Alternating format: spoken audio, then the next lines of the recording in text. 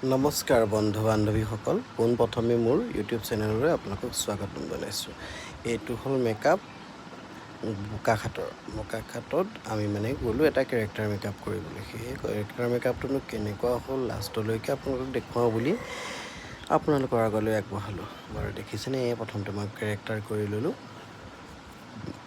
Character কৰাৰ তাই বেজটো মাৰিছোঁ। বেজটো মৰাৰ পিছত এয়া দেখিলে নহয়, হাঁহিয়ে দিলে নহয়। কেলেনো হাঁহি আছে, ওপৰলৈ চাবলৈ ক'লোঁ, সেয়া হ'ল। হোৱাৰ পিছত এয়া মই কৰিলোঁ আই মেকআপটো। আই মেকআপটো তাই কৈছে যে মোক হেভিকৈ নালাগে, খুব লাইটকৈ দিব। ঠিক আছে, সেইকাৰণে তাই কোৱা মতেই কাম কৰি আছোঁ। আই মেকআপটো সম্পূৰ্ণ হ'বই হ'ল। আৰু আই মেকআপটো সম্পূৰ্ণ কৰি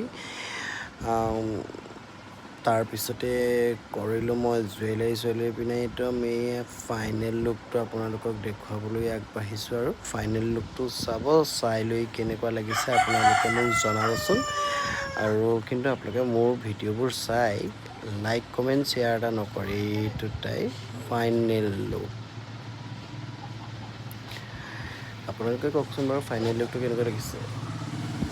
যদি ভাল লাগিছে লাইক এটা কমেণ্ট এটা কৰিব দেই, শ্বেয়াৰ কৰিব কিন্তু নাপাহৰিব আকৌ। আপোনালোকৰ এটা লাইক এটা কমেণ্টে আমাক বহুত উৎসাহিত কৰে। আৰু শ্বেয়াৰ কৰিলেতো মনটোতে খুবেই ভাল লাগে যে মোৰ চেনেলটো অকণমান আগবঢ়াই নিবলৈ দৰ্শকে সহায় কৰিছে। সেয়েহে আপোনালোকলৈ আগবঢ়ালোঁ।